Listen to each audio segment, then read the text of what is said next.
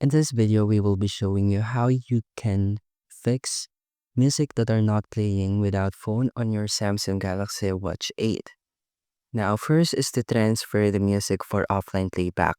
You can open the Galaxy app on your phone and head to Watch Settings and find the Manage Content and then Tracks on Watch. Now, click the plus icon to add MP3s or music files from your phone and allow any permissions on both the phone and watch when prompted. Now, play directly from the Watch music or use Bluetooth headphones. Another tip is to check the music app and permissions. This is for streaming application.